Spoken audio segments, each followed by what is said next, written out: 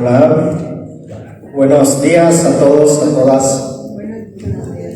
Un gusto estar con todos ustedes el día de hoy en esta ponencia que vamos a ir desarrollando en el transcurso de esta mañana, ya con tendencia hacia la tarde, titulada Psicoterapia Transpersonal más allá de la psicopatología. Y pues es un gusto tener aquí al licenciado Rodrigo Esquivel y a la licenciada Paola Sánchez, que también, como varios de ustedes, se encuentran cursando la maestría en psicoterapia transpersonal. Ellos nos van a ir hablando el día de hoy de su trabajo que han venido desarrollando como parte de los voluntarios, como psicólogos voluntarios dentro del CAIS. Y la perspectiva de esta ponencia es ir desarrollando esta cuestión de ver a la psicopatología, justamente como lo dice el título, más allá, desde una visión transpersonal. Cuando hablamos de psicopatología, comúnmente se dice, se estudia, pues toda esta cuestión de los trastornos mentales desde una visión muy reduccionista. En programas de radio, aquí en Radio Info lo he comentado, y he comentado justamente esta parte del reduccionismo que hay desde el estudio de la psicopatología y desde varios campos de la psicología. Tenemos que ir evolucionando, tenemos que ir haciendo que transite el desarrollo de este campo dentro de la ciencia de la psicología desde un sentido transpersonal, porque en psicopatología transpersonal es un saber que estamos construyendo entre todos y todas. Entonces cada uno de ustedes, desde su profesión, desde el conocimiento que tienen, van a ir aportando elementos significativos en esta construcción. Entonces ese es el sentido de generar este tipo de eventos, de ponencias, talleres, donde de la mano de ustedes podamos ir construyendo este conocimiento de la psicopatología transpersonal. Porque aquí tenemos elementos que no se estudian en otros enfoques, como es el campo, el tema de los seres del astral.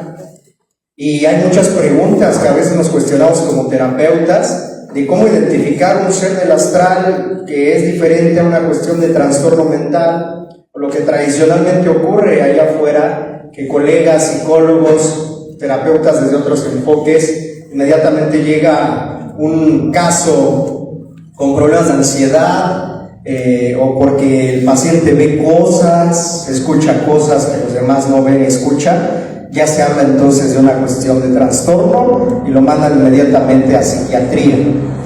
Y pues a veces está mal hecha esa derivación, esa referencia. Entonces nosotros, al tener un enfoque completamente clínico de atención a pacientes, tenemos que trabajar. Ahora también es importante integrar la parte dentro de transpersonal de psicopatología, porque mucho se habla también de que el transpersonal no trabaja con la psicopatología, no trabaja con el DSM-5, y eso es un dato falso. Por supuesto que tenemos el conocimiento de ello y la capacidad desde nuestra primera línea de formación, que muchos tendríamos que venir de psicología, poder hacer un trabajo en cuestión de eso, ¿no? Incluso elaborar impresiones diagnósticas. Entonces, vamos a ir desarrollando esto y pues bienvenidos.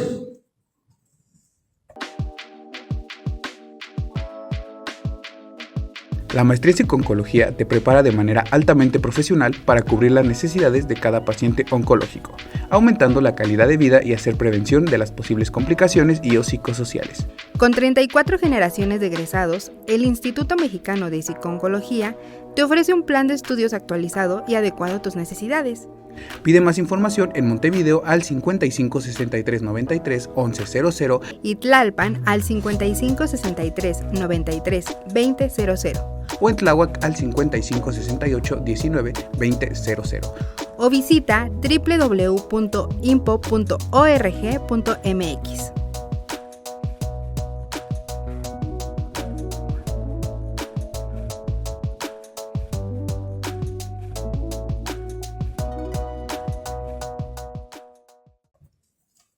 Muchas gracias por la presentación. Bueno, con esta premisa de la psicopatología vista desde el punto de vista de la psicoterapia transpersonal, pues aclarar que no traemos respuestas claras, sino más bien reflexiones en torno a la salud mental, en torno a la psicopatología y sobre todo compartirles un poco de la experiencia que hemos vivido, ¿no?, dentro del CAIS, que son los Centros de Asistencia e Integración Social, que más adelante hablaremos de exactamente qué son.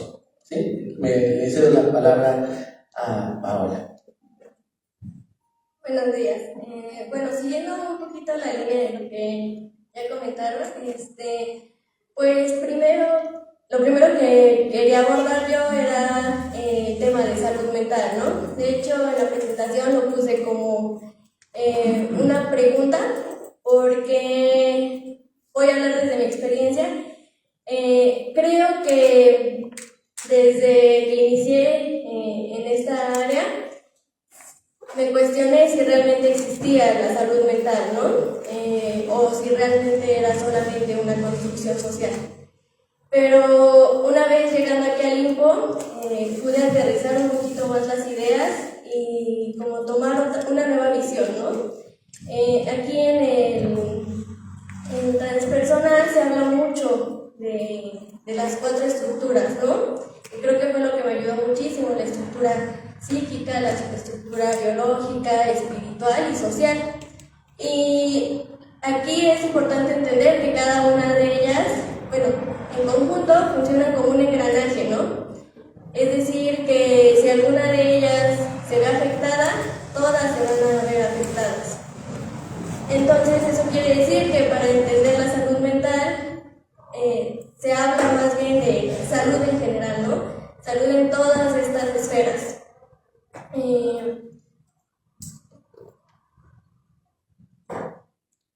Ahora, lo de entrando a la psicopatología. Como ya lo comentó un poquito el maestro Yair, la psicopatología es una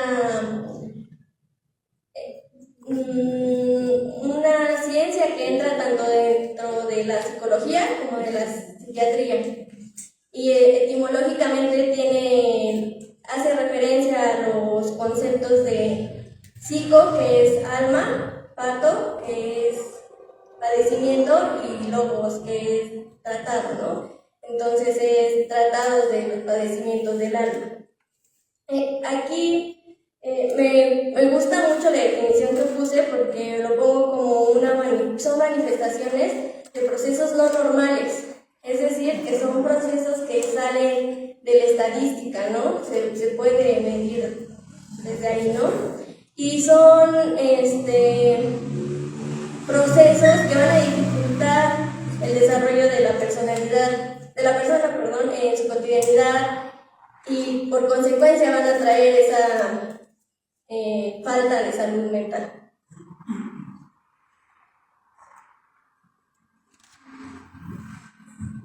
Bueno, y un poco de lo que decía, de tratar de plantear, ¿no?, las reflexiones en torno a la salud mental y la psicopatología, y bueno, un poco de las implicaciones personales de nosotros, ¿no? Desde dónde lo estamos mirando, ¿no? Una, pues llegamos al CAIS, a estos centros de asistencia e integración social, que son 10 centros que atienden a población vulnerable del gobierno de la Ciudad de México. Atienden a niños, adultos, ancianos, mujeres, ¿no?, en situación de calle, y varios de estos centros, como el CAIS Cuemanco, especializados en el trastorno de enfermedades mentales crónicas graves, ¿no?, además en situación de calle. Y bueno, ahí llegamos a través de donde estudiamos la licenciatura en psicología, que es la Universidad Autónoma Metropolitana, en la unidad Xochimilco. Y bueno, ahí el acercamiento fue desde otras perspectivas, ¿no? Pero el llegar aquí al Instituto Mexicano de Psico-Oncología, al INPO, pues ha hecho que repensemos, ¿no? O dar otra mirada a esta cuestión de las personas que ahí habitan, ¿no? Porque parte del por qué poner más allá de la psicopatología, porque no hablamos de enfermedades, hablamos de personas, ¿no? O como lo vemos aquí en el INPO, de seres humanos, ¿no?, que tienen serios sufrimientos internos, ¿no? Como dijo Paola, que involucran a todas las esferas, ¿no? Lo biopsicosocial, espiritual. Y bueno, justamente como les dije, que hablamos de personas, son historias, ¿no? de seres humanos, de personas que han sido totalmente estigmatizadas como indigentes, vagabundos, estorbos en la sociedad, enfermos mentales, ¿no? Con diagnósticos como esquizofrenia, bipolaridad, ¿no? Y lo que sí quisiera como diferenciar es que estamos hablando de casos que tal vez no sean los que llegan al consultorio, ¿no? Porque son personas que están en situación de calle. Entonces no es el trastorno psicótico secundario a un evento momentáneo, ¿no? Son personas que han vivido con esta enfermedad cronificada durante 10, 20, 30 años, ¿no? Aunado a todo, ¿no? Aunado a adicciones, alcohol, como lo vamos a ver más adelante, ¿no? Entonces, son personas altamente estigmatizadas, tienen un nombre, ¿no? Siempre que estamos ahí, no los vemos por trastornos mentales o no están catalogados en dormitorios por su padecimiento o la gravedad de su padecimiento, sino cada ahí tiene un nombre, ¿no? Y haría mucho énfasis en que cada uno tiene una historia, ¿no? El CAIS, nada más para decirles, es un centro, es un albergue, porque no es como un hospital, es un albergue, viven de ahí de manera permanente. Ahorita hay 310 internos, ¿no? Es una cantidad enorme, ¿no? Donde el personal se ve rebasado, ¿no? No estoy seguro de cuántas personas laboren ahí completamente, pero bueno, en el área de psicología son 4 psicólogos entre lunes a viernes y 4 psicólogos, 3 psicólogos, perdón, de lunes a viernes y 4 psicólogos en el turno de sábado, domingos y días festivos, ¿no? Pero para atender a 310 personas, ¿no? Entonces realmente pues no sería una falsedad decir que se les puede atender, ¿no? Individualmente, ¿no? Es muy complicado por la misma carga de trabajo. Aquí es importante ver esta parte de lo que se desarrolla y de lo que ahorita nos van a ir comentando Rodrigo y Paola desde la experiencia de primer contacto con las personas que se encuentran dentro de este tipo de centros, para sobre todo entender que dentro de psicoterapia transpersonal la experiencia de cada una de las personas, seres humanos, es fundamental, es vital. Cuando nosotros estamos frente a un paciente, frente a un consultante, es importante comprender que es un ser lleno de experiencias, completamente experiencial. Empezar a quitar ese juicio que a veces desde la parte de psicología, los que nos formamos en psicología, traemos porque nos lo inculcan, nos lo enseñan. Es que esta parte, una persona con estos rasgos es un enfermo mental. He hablado en otros espacios de los enfoques, del enfoque salutogénico y el enfoque patológico.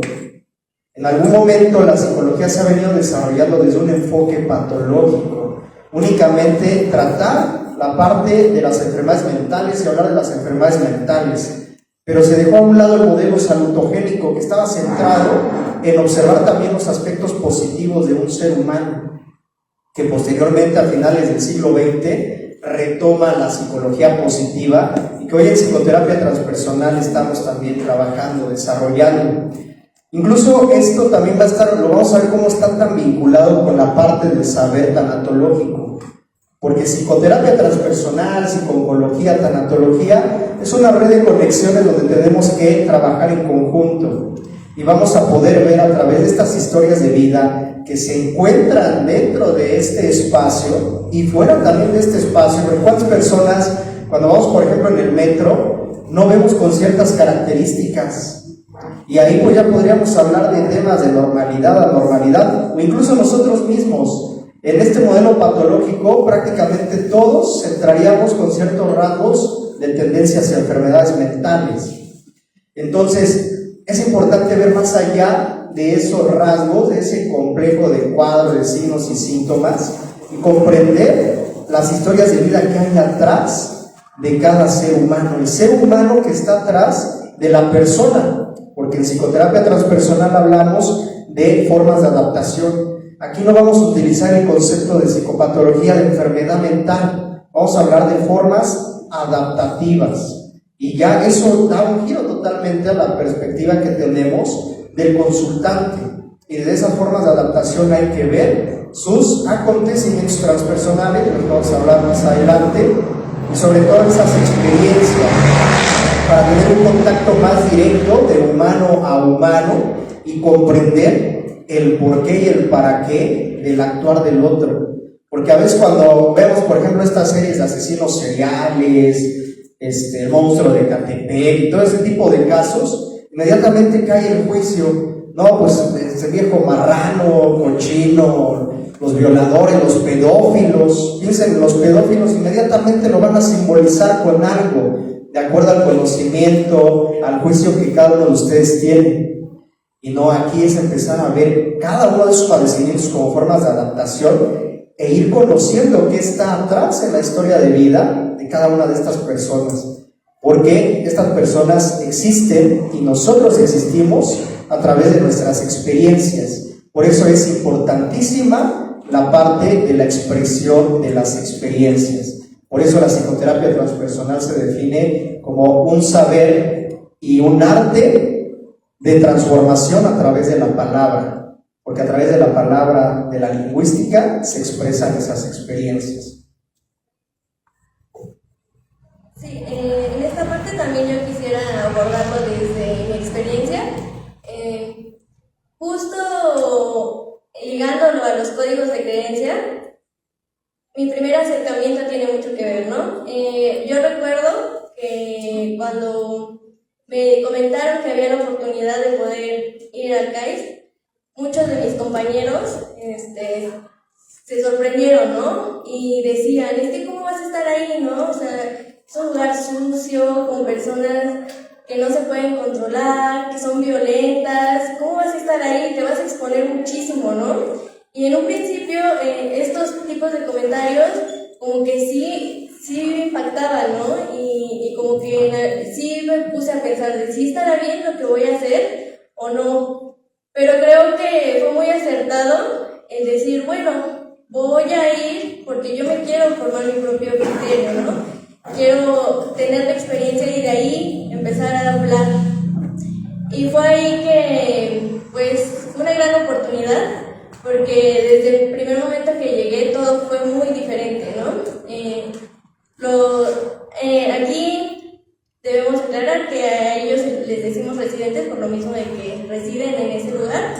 Entonces, desde el primer momento que llegamos, los residentes muy amables, ¿no? Se acercaban, querían hablar contigo, justo a mí me tocó que se me acercaran a abrazarme, ¿no? Y querían bailar porque me tocó llegar en un evento de Día de Muertos. Entonces, solo querían estar conviviendo, ¿no? Y fue como, pues, esos códigos de creencia entrando en pugna, ¿no?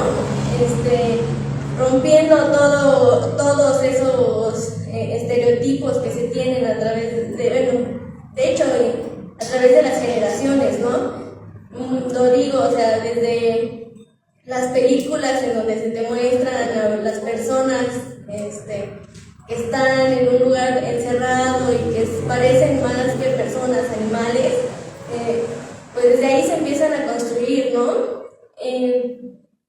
De hecho, aquí tenemos una frase, nosotros también hacemos el voluntariado en un grupo en donde están los residentes y también hay familiares, y cada día que vamos aprendemos mucho de ellos, ¿no? Entonces, justo en la llegada de una persona se preguntaba que cómo se podía romper el miedo, ¿no? Cómo se podían acercar a los residentes. Y una persona muy sabia dijo esa frase, ¿no? Ahora, nosotros trabajamos ahí desde el vínculo. El vínculo nos habla de una unión, relación o atadura a una persona, ¿no? Es decir, que estas personas van a estar emparentadas. Me gusta ese término porque, pues, hay una relación, ¿no? Y va a ser de forma simbólica, pero va a ser, aunque sea de forma simbólica, va a ser una forma de constituirnos, de hacernos constituirnos y hacernos saber que existimos ante la mirada del otro, ¿no?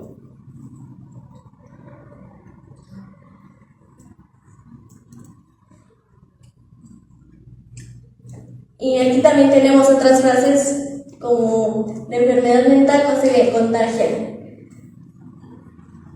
Las conductas antisociales en esquizofrenia responden a los delirios y a las voces, no son malintencionadas.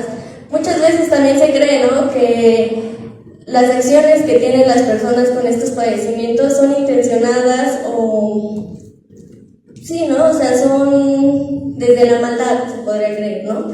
Pero en realidad no lo son, es parte, ¿no? O sea, también tenemos que entender que el padecimiento no solamente se ve hacia afuera, ¿no?, sino también hacia adentro. Ellos también sufren muchísimo con todos estos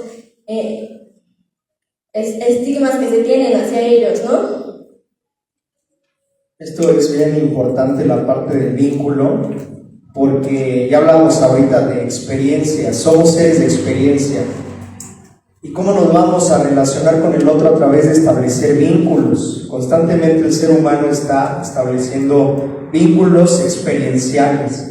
Y esa frase que dice ahí de esta parte del miedo es importantísimo, que justamente tiene que ver con ir trabajando, limando esos códigos de creencia que nosotros podemos tener sobre el propio consultante. Aquí lo están llevando desde lo que han visto en el CAIS a esta parte de padecimientos, tal vez a lo mejor concretos, diagnosticados, pero algunos otros no están diagnosticados y algunos otros no tendrían que estar diagnosticados porque no hay una psicopatología. Sin embargo, todos tenemos la necesidad de un vínculo, de una conexión. Todo el ser humano tiene una necesidad de ser escuchado y una necesidad de expresar, una necesidad de expresión. Entonces, desde ahí es importante que nos relacionemos como terapeutas, psicólogos, etcétera, en esos vínculos que vamos estableciendo con los consultantes y con las personas en general, empezar a tener un contacto más de ser humano a ser humano,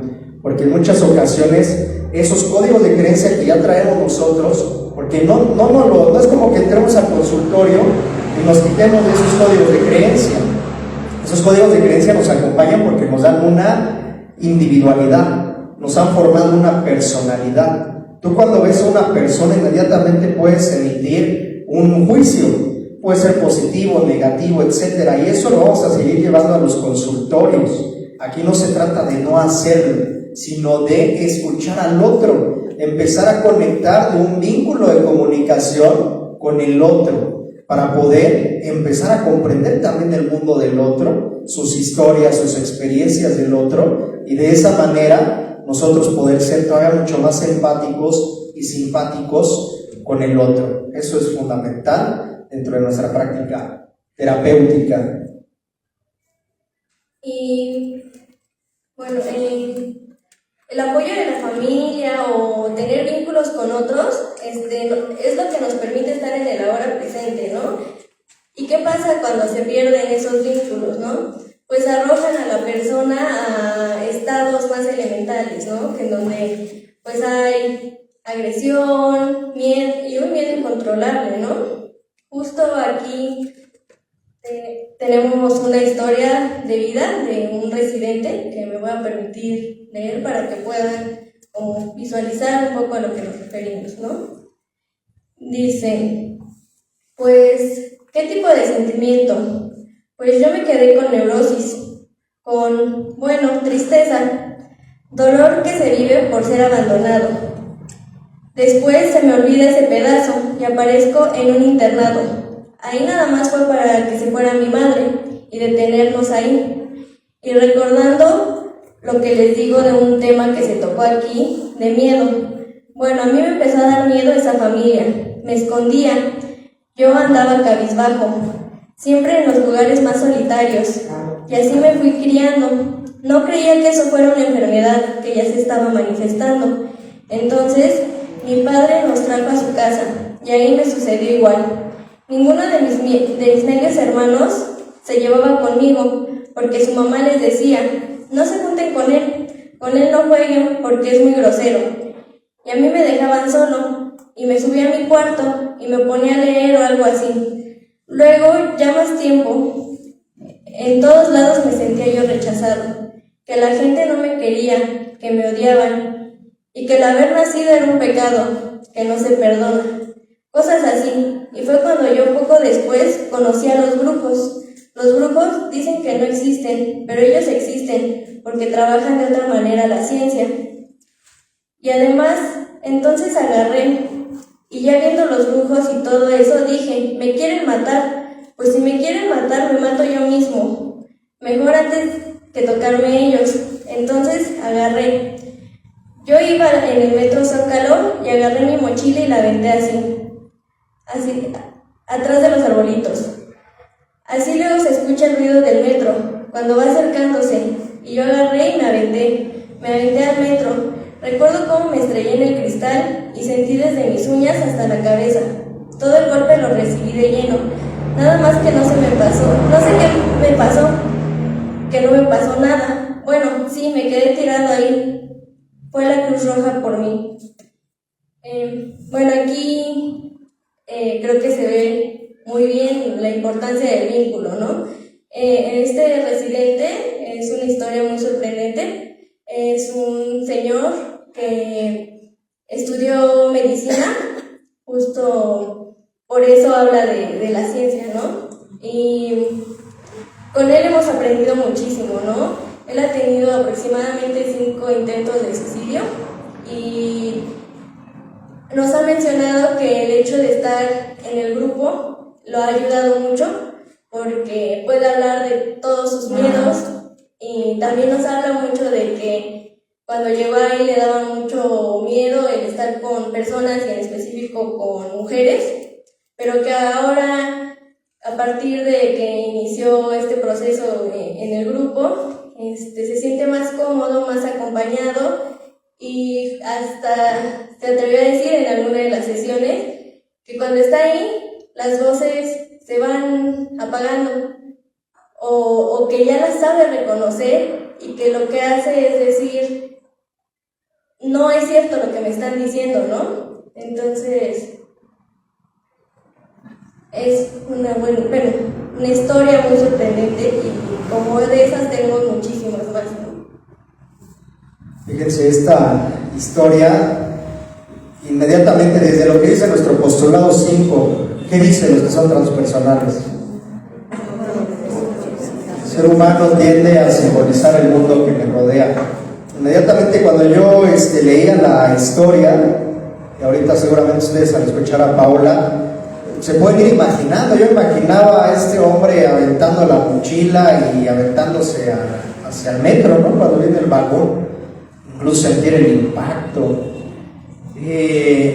Así como esta historia hay un montón. ¿Cuántas personas, sin importar la profesión, el nivel de estudios que se tengan, el nivel de conocimiento, de cultura, de dinero, porque ahí ya también entra la posición económica, si tienes muchos, pocos amigos, etcétera, al final todos como seres experienciales estamos sobre una línea muy delgada. Yo siempre lo he comentado, la cordura y la locura dependen de una línea muy delgada donde tú vas caminando y vas ahí como que equilibrándote, ¿no? De un lado al otro para no caer, porque el abismo de la locura está a la orden del día, entendiéndola como una forma de adaptación.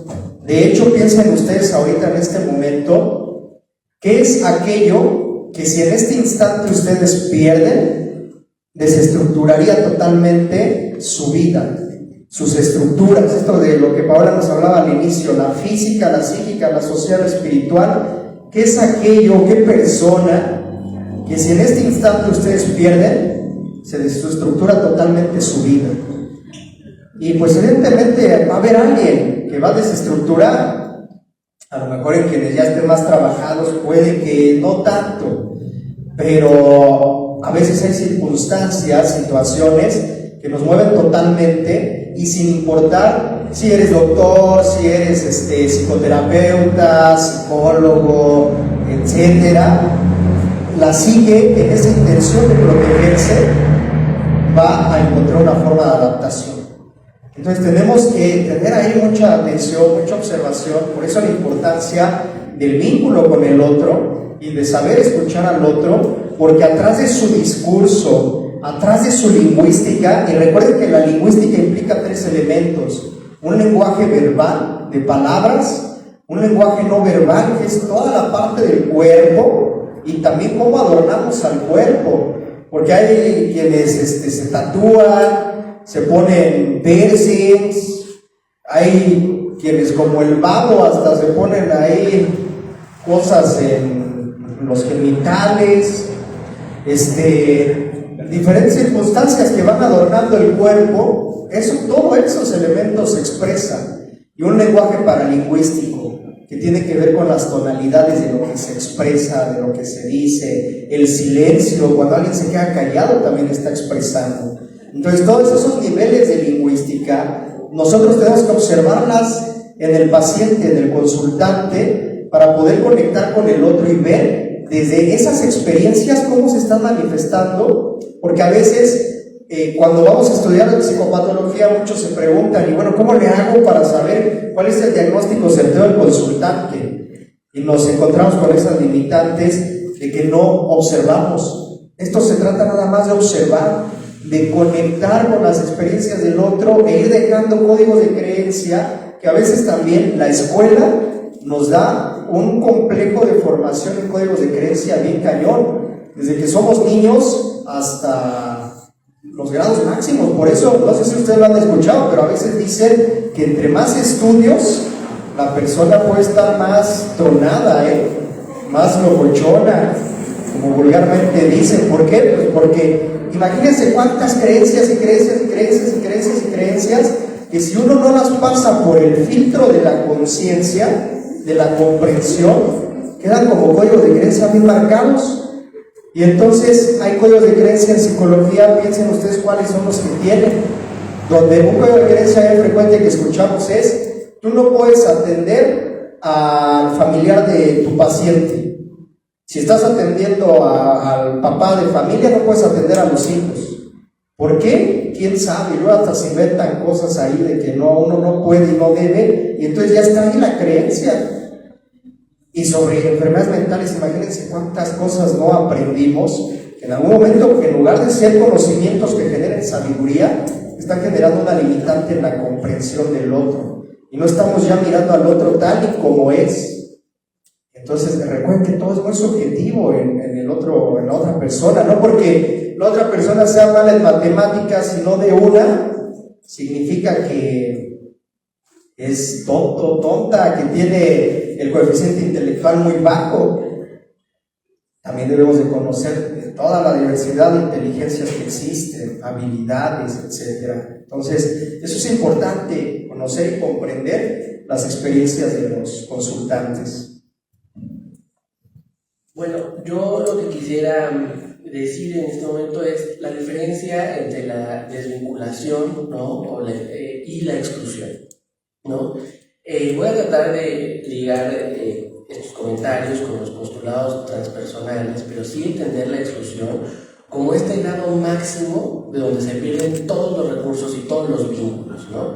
Como lo dijeron, ¿no? Todas estas cuestiones relacionales, todas estas cuestiones que tienen que ver con la relación con el otro, con el que se forma un vínculo. Y como decía Yair, hay vínculos, digámoslo, que se pueden percibir más como reales, ¿no? Cuando tienen que ver con otra persona, pero también hay vínculos con una familia, ¿no? Que no estás hablando de una persona, sino de varias personas, ¿no? Es una idea, ¿no? También las instituciones de salud, los derechos, etc. Entonces, la exclusión rompe los vínculos con todo, ¿no? O sea, con todo, con lo transgeneracional, con lo intergeneracional, con lo intrageneracional. Y bueno, ahí en este pedazo que contaba Paola, pues podemos empezar a ver, ¿no? Como decía Yair, cómo se va conectando con los postulados transpersonales e incluso cómo va surgiendo esta necesidad transpersonal, ¿no? Cuenta que se sentía rechazado y abandonado toda su vida, ¿no? Y hay otro fragmento que él cuenta de cómo su abuela lo perseguía y le tenía mucho miedo a su abuela, ¿no? Y quiero adelantar, pero sí decirles que los delirios tienen que ver con cosas de la realidad, ¿no? Entonces hay una composición diferente, ¿no? Existe, por ejemplo, estas personas recuerdan muy bien a sus familias, incluso hay un residente que siempre recuerda a una novia de su infancia, ¿no? Que se llama Mari, y dice, Mari va a venir, vino la semana pasada Mari, ¿no? Y se alegra y se motiva de saber que Mari va a ir a verlo, ¿no? Él es un residente que ha estado en este centro, o en los centros de asistencia, en los CAIS, desde que era un niño, porque él fue un niño de la calle, que nació en la calle, sin familia, sin padres, y en algún momento el CAIS Coruña, que es el de niños, lo recogió y lleva, pues prácticamente, ha de tener unos 30 años y ha de tener 20 años recluido en el CAIS. Estos niveles de exclusión que les decía, ¿no? Es una exclusión de los vínculos, es una exclusión de lo simbólico, y aquí como quisiera hacer mucho énfasis, ¿no? Del postulado transpersonal que tendemos a simbolizar el mundo que nos rodea. Bueno, pues en la psicosis en general pasa lo contrario, hay una incapacidad de simbolizar, ¿no? Entonces, no, cuando ellos dicen hay una voz que me está hablando, ¿no? Una vez le pregunté a un residente que acaba de llegar, digo, ¿cómo está? Dice, es que tengo mucha psicosis, dice, necesito hablar con alguien. Digo, oye, ¿qué le están? Me están hablando mucho las voces. Digo, ¿y qué le dicen? Dice que lo mate y lo descuartice, ¿no? Y no es algo simbólico o una referencia, es algo real. Cuando ellos dicen que están escuchando una voz o que los brujos los persiguen, es algo real, que ellos viven como real, ¿sí? No puede pasar por nuestro filtro de la interpretación, porque cualquier interpretación nuestra, primero, es ridícula, tal cual, ¿no? Y sobre todo, ¿no? No contempla toda esta exclusión de los que ellos han sido, que les ha tocado experimentar, ¿no? Están excluidos del sistema familiar, del sistema social, del discurso profesional, ¿no? Incluso del político, ¿no? Como no votan, no les interesa absolutamente a nadie lo que ellos hagan, ¿no?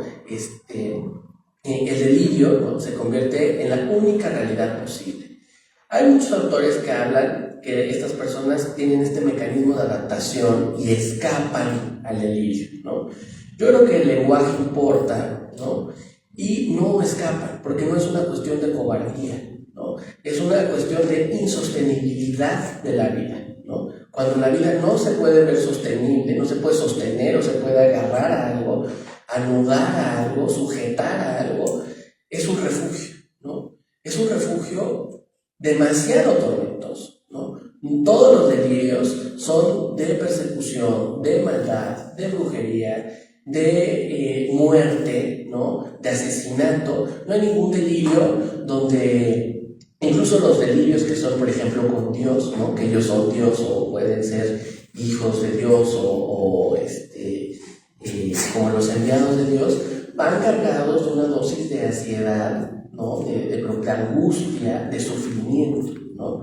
Entonces son perseguidos por Dios, son castrados por Dios, son los elegidos por Dios, pero les toca sufrir pues más que a Dios, ¿no? Por ser los elegidos. Y la desvinculación confirma el proceso de exclusión.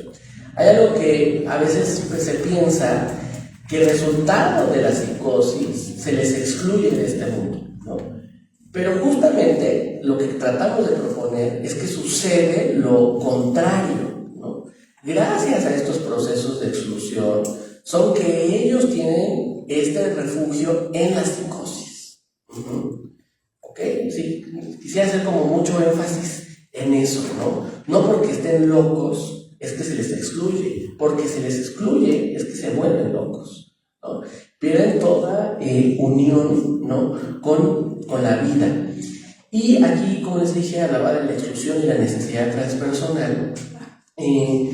Lo que pasa del lado de las familias, que más adelante lo va a abordar Paola, es que son borrados, ¿no? De estas, pierden el vínculo con estas formas transgeneracionales, ¿no? O sea, se vuelve una familia psicótica, una familia descompuesta, ¿no? pero al mismo tiempo ellos son borrados de la existencia, es como si nunca hubieran aparecido, ¿no? Tuve la oportunidad de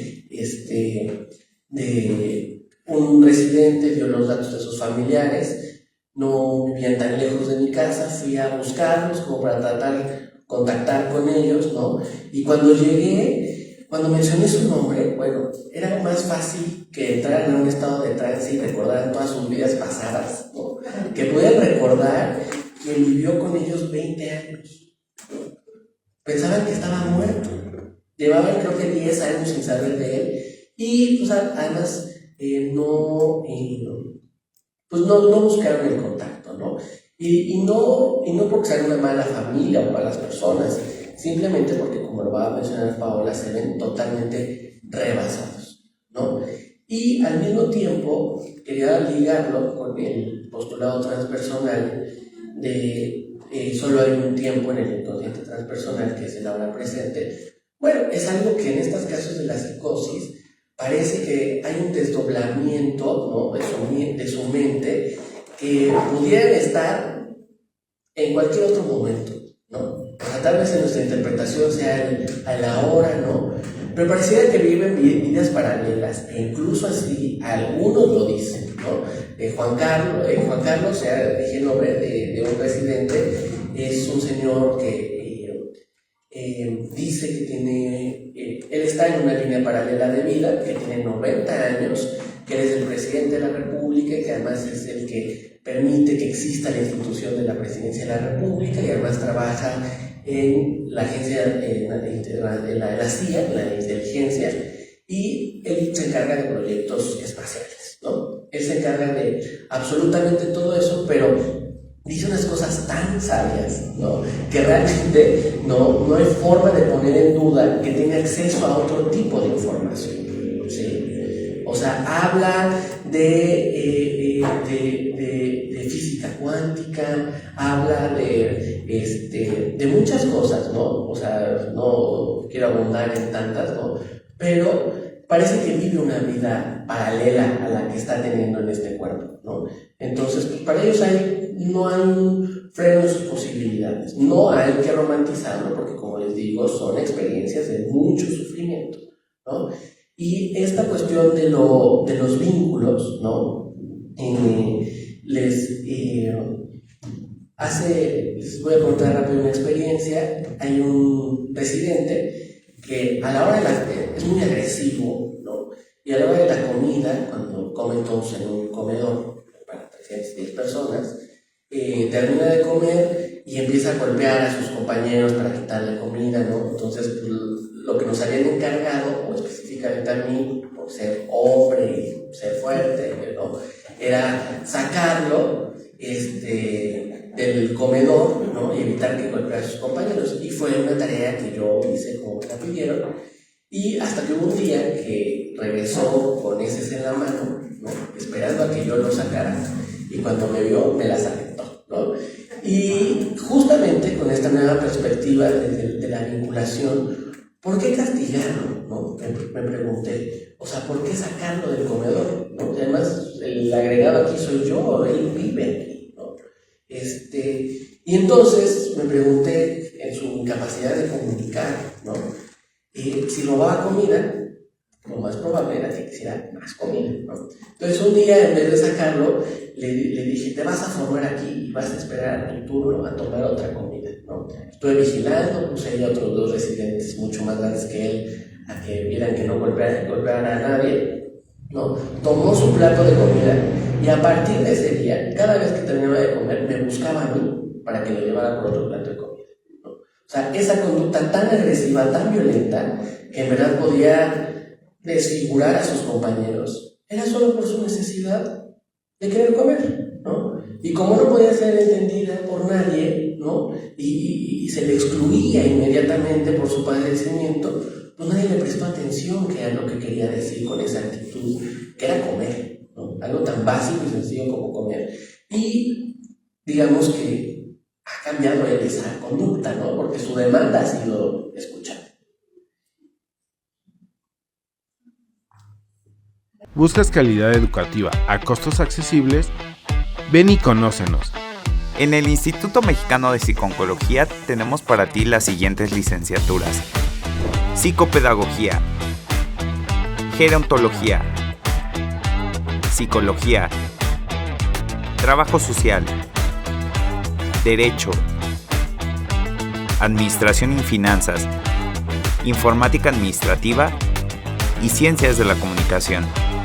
O si lo que buscas es especializarte con una maestría, tenemos las siguientes opciones: Tanatología, Psicoterapia Transpersonal Integrativa, Psiconcología, Estudios del Suicidio, Derecho Familiar, Derecho Penal, Comercio Exterior y Evaluación Educativa, Educación y un doctorado en Tanatología. Para mayor información, comunícate al 55 63 93 11 00 en Montevideo, 55 63 93 20 00 en Tlalpan y 55 68 19 20 00 en Tláhuac, o ingresa a www.impo.org.mx.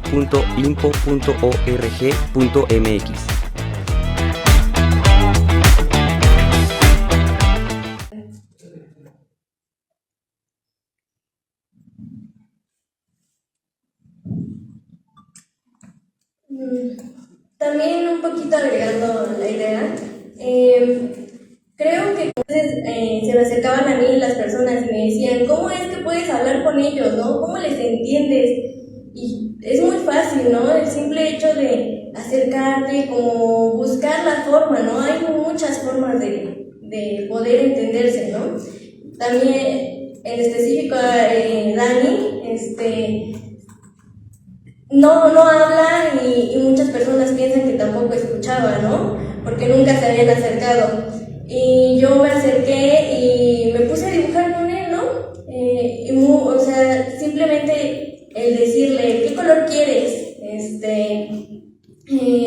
¿Qué quieres dibujar? Y nada más con las señas, él me iba indicando qué quería hacer, ¿no? Y nos fuimos entendiendo, y ahora cada vez que entro, va a buscarme porque sabe que llevo dulces, ¿no? Y le fascina. Y cada vez que le pregunto cómo estás, como no me puede contestar hablando, me hace la seña, ¿no? De que está bien. O llego y me hace así, ¿no? Entonces, entender que hay diferentes formas de lenguaje, ¿no? No hay comunicación para decir que no se pueden generar estos vínculos. Y también ahora, un poquito retomando lo del delirio, Yair hablaba, ¿no? De que es una forma de adaptación. En la historia del señor Arturo que pude leer, dice, ¿no? Que tuvo varios intentos de suicidio y justo, ¿no? O sea, si no existiera este delirio, ¿qué pasaría, no? Lo único que se tendría sería la muerte.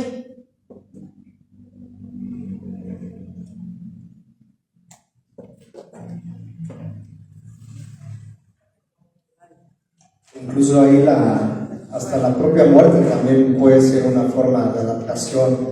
En el tema de casos de suicidio encontramos que es tanto el sufrimiento que la persona, la persona busca una adaptación. La adaptación en muchas ocasiones termina siendo el suicidio. Dense cuenta que prácticamente todo lo que hacemos son formas constantes de adaptación a partir y a través de nuestras propias experiencias, de nuestros vínculos. Por eso la importancia de más que entrar en un punto de juicio, observar esas formas de adaptación, observar las personales y observar las del otro. Eso es importante. Aquí voy a ligarlo un poquito con lo intergeneracional, ¿no? Intergeneracionalmente se nos ha inculcado la culpa. Siempre se tiene que buscar algún culpable de, ¿no? Y justo aquí lo que nos hemos encontrado con las experiencias de los familiares han sido estas etiquetas, ¿no? De que los familiares son los culpables. ¿Por qué? Porque se les asigna el rol de que son los que tienen que educar y decir lo que está bien y lo que está mal, ¿no? Entonces, si se sale del camino el hijo, ¿quiénes son los culpables? Pues los padres, ¿no? Y no se toma en cuenta que realmente casos es la falta de recursos, ¿no? De todo tipo de recursos, físicos, emocionales, sociales y económicos. Es un sistema familiar rebasado. Y me gusta poner este ejemplo, ¿no? O sea, en alguna situación, si existe una guerra, ¿no? ¿Cómo podemos culpar a una familia de que decidió salir y salvarse y nada más pudo salvar a algunos de sus integrantes por la muerte del otro, ¿no? ¿Por qué? ¿Quiénes seríamos nosotros como para decir que tuvieron la culpa, no? Justo aquí, en lo que siempre nos cuentan los familiares es eso, ¿no? Y también cuando yo llegué ahí al CAIS, creo que tenía este código de creencia, ¿no? Yo decía, ¿cómo pueden las personas no venir a visitar a sus familiares, ¿no? ¿Por qué los dejan solos si es tan fácil el venir a interactuar, ¿no? Pero realmente es muy, muy diferente, ¿no? Había una historia muy complicada, ¿no? Una señora que ama a su hijo, y hacía lo posible por tenerlo bien, ¿no? Pero nos decía que todas las noches tenía que dormir abajo de la cama porque si no lo hacía, corría el riesgo de que algo pasara, ¿no? Y pues es muy, muy impactante y no podemos juzgar ese tipo de acciones que toman, ¿no? Y no solamente fue un tiempo corto, fueron 15 años en donde tuvo que estar haciendo eso, ¿no? Entonces, es lo que se tiene que hacer aquí, ¿no? No juzgar a las familias, ¿no? Y más con esta visión transpersonal, ¿no? No buscar culpables. Y también no hacer ajeno el problema, ¿no? Decir, esta persona está loca, pero yo no tengo nada que ver con ellos, ¿no? Se nos ha enseñado que, pues sí, o sea, somos parte de un todo, ¿no? Y obviamente lo que hacemos nosotros tiene impacto en el otro, y quizá nosotros no somos capaces de verlo, pero pues sí pasa, ¿no? Aquí también un señor decía que no entendía por qué su hijo estaba en esa situación, que porque él le dio todo, en todos los aspectos económicos y emocionales, que siempre había sido un padre presente, pero que pues de un momento a otro su hijo empezó a presentar este tipo de comportamientos, ¿no? No entendí esa parte, pero después, dentro de las charlas, nos cuenta su historia, ¿no? Y es una historia muy complicada en donde el señor vivió carencias, violencia y otro tipo de situaciones. Entonces, pues sabemos aquí, ¿no? Que no solamente, pues venimos cargados, ¿no? También de las historias de nuestros familiares, ¿no? Y que tal vez estas personas son solamente las personas que no tenían los recursos necesarios para que se pudiera adaptar, ¿no? Aquí tenemos algunos fragmentos de frases que dicen los familiares, ¿no?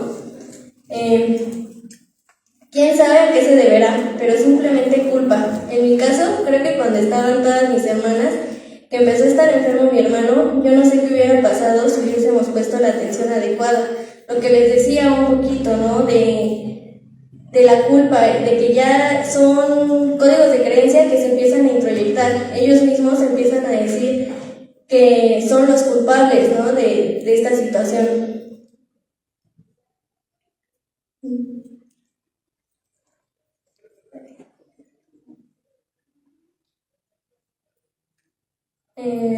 Porque hay casos muy difíciles, extremos, que debemos tener presentes, ya que estamos en esto, del conocimiento de lo que es la esquizofrenia, y en alguna situación, pues es terrible. Sabemos de casos que han pasado por la mamá, por el papá, con niños, se puede perder hasta la vida y demás. Justo en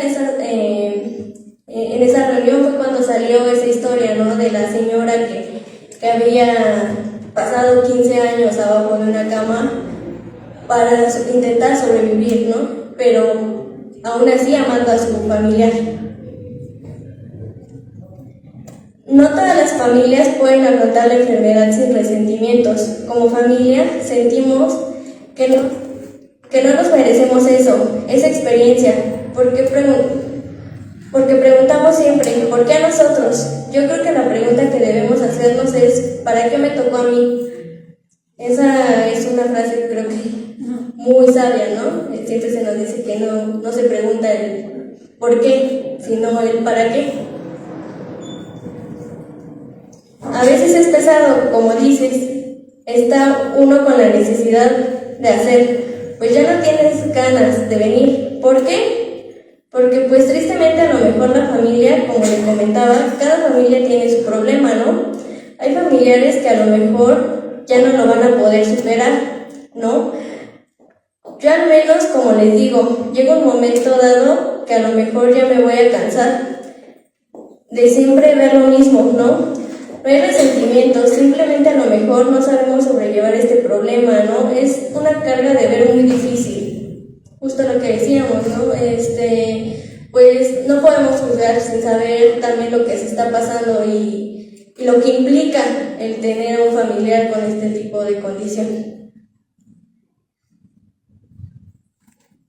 Y los códigos de creencia que hay alrededor de la enfermedad, ¿no? Todos los pacientes psiquiátricos son violentos, locos, inútiles y solo son un diagnóstico. Aquí queríamos aclarar un poquito que no estamos en contra del diagnóstico, de hecho, por el contrario, ¿no? Sabemos que existe la esfera biológica y que también implica muchas cuestiones, pero lo que queremos decir es que no queremos que las personas se vuelvan el diagnóstico. Justo hace unos días teníamos una clase con la profesora Sorende y nos decía, ¿no?, que el lenguaje importa muchísimo y que no podemos decir yo soy diabético, porque es hacernos completamente la enfermedad, ¿no? Y pasa lo mismo, ¿no? Justo me acuerdo que la primera vez que entré al CAIS, muchos de los residentes llegaban y se presentaban con soy Isaac y soy esquizofrénico paranoide. Entonces creo que eso limita mucho, ¿no?, a que se vea más allá.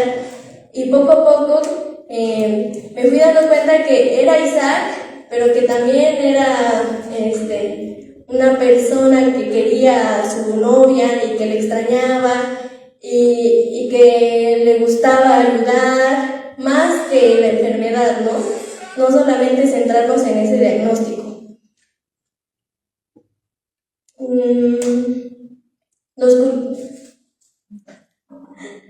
Los culpables de la condición de la persona son los familiares que no tuvieron la atención, el cuidado necesario y no educaron correctamente, que fue lo que había hablado anteriormente. Y los padecimientos psiquiátricos están aislados de la sociedad. Justo aquí me gustaría aclarar, ¿no?, pues explicaciones del trabajo que se hace en el CAIS, y ellos mismos eran los que pues estaban sosteniendo el lugar, ¿no? ¿Pero por qué? Porque pues no se les da la atención necesaria a esta población.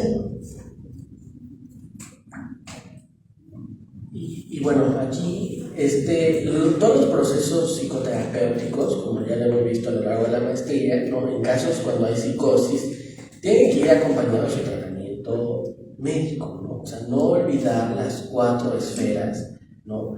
Y como les decía, no es un evento de depresión, ¿no?, donde la gente puede tomar medicamento y dejarlo. Son casos cronificados donde me gusta mucho una frase que tiene el psiquiatra que trabaja ahí, que siempre lo pone en los expedientes, y dice: bueno para la vida, malo para la función, ¿no? Y describe, ¿no?, porque como tal, los trastornos mentales me parece que es algo ontológico, ¿no?, que debemos de entenderlo como algo ontológico, algo relacionado pues con formas diferentes de vivir, ¿no?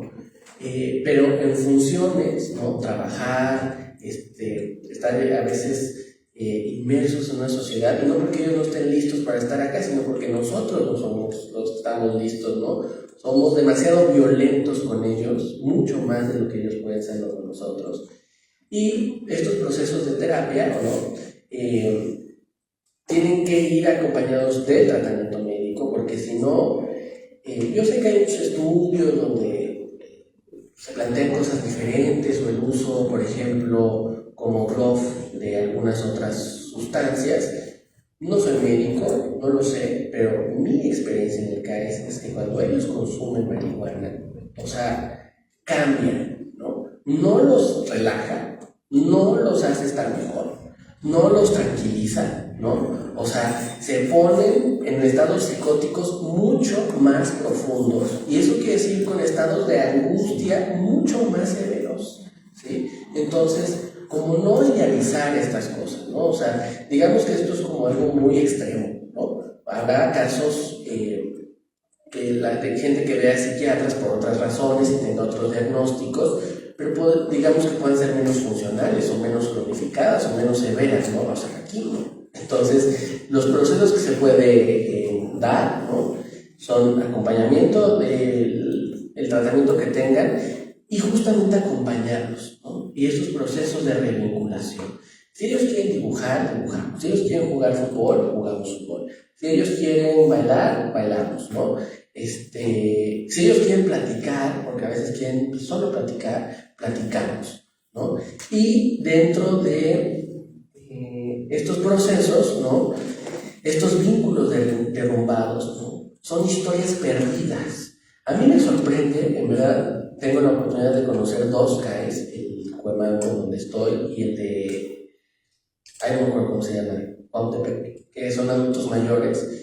¿Cómo les cambia la cara cuando les digo, hola señor, buenas tardes? Pues una cara de extrañeza, como a mí, ¿no? Y cuando entienden que es a ellos, les cambia la cara de alegría. O sea, nadie los saluda, nadie les habla, ¿sí? Entonces, recuperar estas historias perdidas, ¿no? Es donde se constituye este lugar del acompañante y del acompañamiento, ¿no? Una historia es un entramado de relaciones, ¿no? Porque te cuentan cómo era su dinámica en su casa, en su escuela, con sus amigos, con sus novios, con sus novias, en los hospitales, porque muchos de ellos han estado hospitalizados la mayor parte de su vida, ¿no? Pero ahí han hecho relaciones, incluso cómo es su vida con sus mismos compañeros donde residen. Esas historias son las que debemos de recuperar, porque ahí se confirma la existencia, hay que entenderlo así, ¿no? Algunas historias son de carácter prelingüístico, como lo han dicho, no necesariamente fonocéntricas, o sea, con sonidos del habla, pero hay que tomar en cuenta todas estas maneras de comunicarse, no interpretar, entender que sí son realidades escindidas, contradictorias, inexplicables, delirantes, y no tienen por qué ser entendidas, ¿no? Decía uno de ellos, que no sé si ya lo dije, que es que para la esquizofrenia existen muchas buenas razones y muchas buenas explicaciones, ¿no? Y muy joven, tiene 30 años, y en un delirio psicótico se sacó un ojo, en otro delirio psicótico se sacó el otro ojo, en otro delirio se intentó cortar la lengua, en otro mordió a su mamá, y la verdad es que sí me encontré con acercamientos a brujería, ¿no? Así lo refieren ellos. Entonces, sí, es cierto, sí, ¿no? Pero nuestra tarea, como dice el doctor Paul Scott, es lo clínico, no lo místico. Entonces, pues entender que eso es parte de la realidad, parte de lo que conlleva, pero nuestro trabajo no vamos a hacer lips energéticas, ¿no? Nuestro trabajo es clínico. Entonces, él dice que él fue poseído por un demonio, y que a la hora que mordió a su mamá hizo que el demonio poseyera a su mamá, y la mamá se había caído días antes o días después, no estoy seguro, y se fracturó la cadera, le tuvieron que poner una prótesis de cadera y tuvo infección y se murió de sepsis, ¿no? Esa es la explicación médica, por así decirlo. Cortarse la lengua, se clava clavos como Jesucristo en el pecho, en las manos, y ha intentado de todo, todavía no puede lograrlo, ¿no? Seguramente en algún momento lo logrará, ¿no? El asunto es que, pues, la contención de ego, ¿no? Entonces, ahí está nuestro trabajo, en lo clínico, ¿no? Hay que trabajar la culpa, ¿no? O sea real o como haya sido la posesión demoníaca o no, lo que a él le generó fue culpa, ¿no? Entonces, en medida de lo posible, trabajar en eso. Ahí es importante esta parte porque muchas veces se cuestiona cómo trabajar con consultantes que tienen una temática de este tipo, pues como terapeutas, psicólogos tal vez, futuros terapeutas. Podemos trabajar de esa manera a través, ya lo comentábamos, del vínculo relacional con el otro y de la comprensión. Aquí se va a basar mucho en la comprensión de las experiencias del otro. Si bien dentro de psicopatología transpersonal tendría que irse desarrollando con el tiempo un trabajo enfocado a cuestiones de seres del astral que pueden estar vinculados con este tipo de eventos, no desde el juicio, sino desde la comprensión y el entendimiento, desde la conciencia. Los procesos terapéuticos tienen que estar basados en conexiones de conciencia. Por eso es que el psicoterapeuta tiene que desarrollar la conciencia personal, porque si nosotros no la desarrollamos, si nosotros no vamos, es una cuestión demoníaca, es una cuestión de posesión, o qué es, y perdemos de vista lo que realmente está ocurriendo, lo que está pasando. Entonces, dejémonos de preocupar qué es, qué puede ser, si eso no es, y observemos y conectemos más con el consultante. ¿Qué está pasando? ¿Qué ocurre? Empezar a entrar un poco en su mundo, en su delirio. Hace rato se mencionaba por ahí esa parte de no emitir el juicio sobre el delirio. El delirio está y es una percepción de la realidad que tiene la persona. ¿Quién nos dice que nuestra realidad es certera, es la correcta? ¿Quién dice que la realidad del otro es la incorrecta? Cada quien tiene sus propias realidades y sobre esas realidades hay que penetrar, hay que entrar. Incluso en el trabajo con pacientes que tienen formas de adaptación de este tipo, tenemos que conectar en su mundo, nosotros llegar a su mundo, no tratar de jalarlos para acá, porque tal vez nuestro mundo es el que está lleno de locura, tal vez el de ellos está más lleno de paz.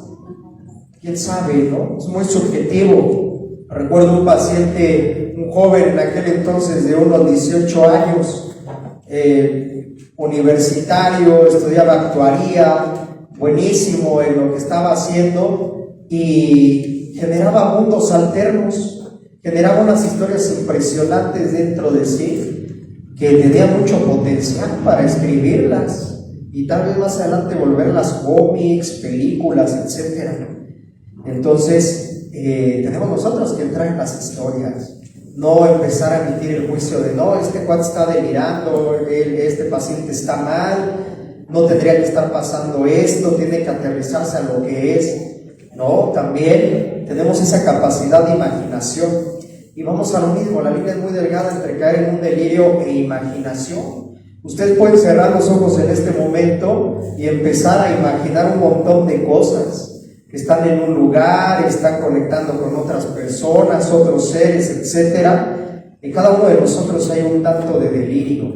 Aquí la cuestión es ver hasta qué punto la funcionalidad dentro de lo social es adaptable o no adaptable, ¿no? Pero también ahí entramos en cuestiones subjetivas, en cuestiones de norma, qué es lo normal y qué es lo anormal. Entonces tenemos que tener ahí mucha observación. Creemos que una forma de hacerla es grupal. ¿Por qué? Porque en el grupo, ¿qué es lo que pasa? Se van a encadenar procesos de vinculación, ¿no? De pertenencia. Justo es lo que vemos ahí en el CAES, ¿no? Al inicio el grupo fue como algo nuevo, ¿no?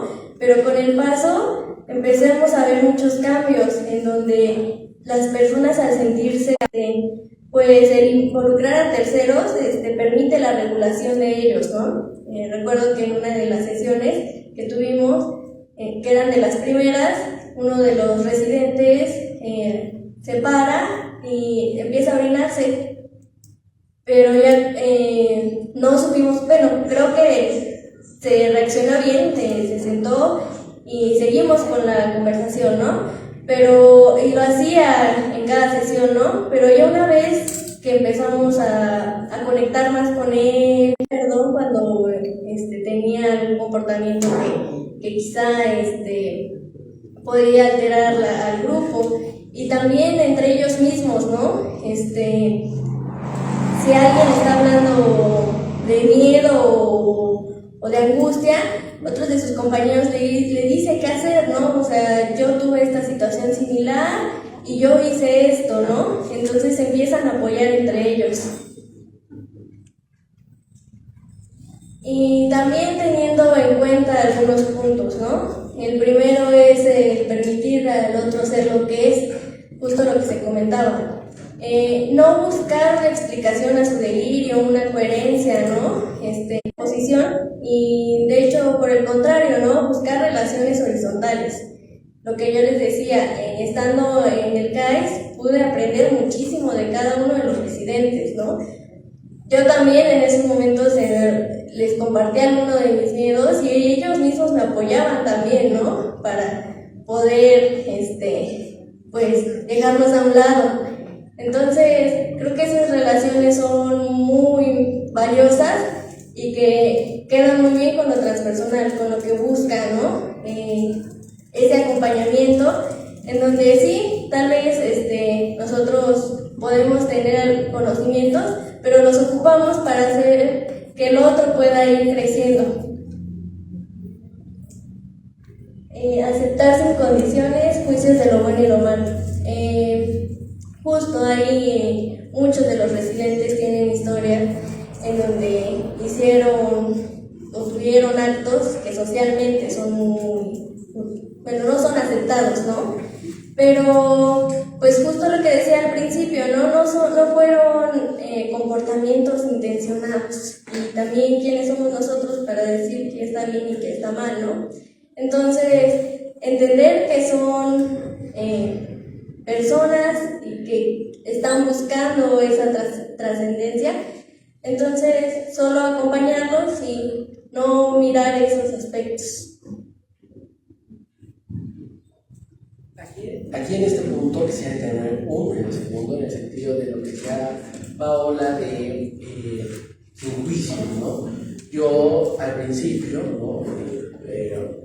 Digamos que por aprendizaje transgeneracional había trabajado en la procuración de justicia, ¿no? Se castigan los delitos. Entonces yo siempre había pensado de nunca trabajar con personas asesinas o violentadoras sexuales, etc.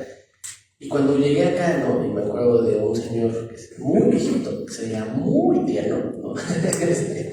Muy amable, ¿no? Ya sin dientes, sin y decía, bueno, pues por la verdad es ¿no?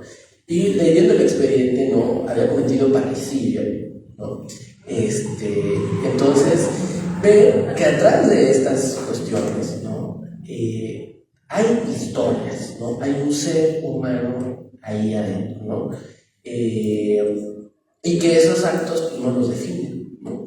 Hoy ya no me importa qué hicieron, ¿no? Porque no los define, ¿no? O sea, verlos en su momento de un brote psicótico donde golpean, hacen cosas a veces como comer su excremento, ¿no? Cosas que ni ellos pueden imaginarse, eso no los define, ¿no? O sea, cuando están bien, ¿no? Cuando se recuperan del brote psicótico, son las personas más amables, más serviciales, más respetuosas, que menos juicios y prejuicios tienen, ¿no?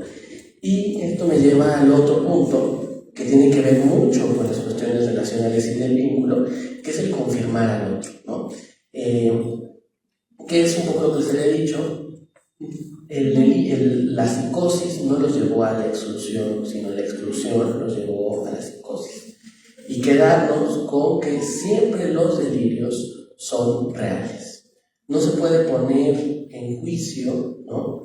Lo que la otra persona está diciendo, escuchando, sintiendo, porque es no confirmándolo, es negando su existencia, ¿sí? Y si nosotros, no ellos, si nosotros tenemos claro que eso es cierto y se valida lo que están diciendo, ¿no? Es confirmar su existencia. Así de importante es ese punto, ¿no? Su único parámetro de ellos es confirmarlos, ¿no? Saber que sí existen, que tienen un lugar en el mundo, ¿no? Bueno, y es un poco lo que dice el resto de la diapositiva, Y me gustaría terminar compartiéndoles, después de estas reuniones grupales, nos reunimos la psicóloga que trabaja ahí, un maestro de la UAM, y los que están haciendo servicio social, y los voluntarios, y hacemos algo que se llama tarjeta de saberes, ¿no? Son los saberes, todas estas frases que vieron a lo largo de la presentación, son frases dichas por los mismos residentes o por sus familiares, como se los comentamos al principio. Y después de cada reunión, ¿no?, hacemos una tarjeta que se llama de saberes, que recopilamos como lo más importante que se dijo en la reunión y se lo devolvemos al grupo, ¿no? Que vean que lo que ellos mismos están construyendo, ¿no? Porque sin duda alguna saben mucho más que yo, que cualquiera, ¿no? Puede llegar un doctor hiper especializado en trastornos mentales y psicopatología y saben más que ellos, ¿no? Porque han estado tanto tiempo recluidos en instituciones psiquiátricas que se sabe del DSM-5 al derecho y al revés, ¿no? Y con esto quisiera que termináramos, ¿no?, sin antes decirles que recuerden que si no lo pueden ver en su consultorio, ¿no?, esto transpersonal hace referencia a ir más allá, ¿no? Siempre decimos que lo intergeneracional nos forma, pero también nosotros ¿qué mandamos hacia lo intergeneracional? A la sociedad. A partir de hoy, ¿no?, ¿cómo van a ver a la persona indigente que vive bajo un puente o que está por su casa, ¿no? En vez de excluirlo y tratarlo mal, ¿no?, por palabras de los mismos residentes, mejor darle un taco, a lo mejor tiene hambre, ¿no? Vivir en calle es, creo, una de las experiencias más complicadas que hay. Y estos puntos que devolvimos, dice, el amor devuelve el equilibrio, arropa y elabora la culpa. Dejemos de lado lo que pudo ser y trabajemos por lo que sí puede ser. El cuidado mutuo nos permite sobrellevar una situación sin resentimiento. Se puede pintar un cuadro, como dijo Juan Carlos, con diferentes composiciones. Y la esperanza al final tiene su recompensa. Muchas gracias.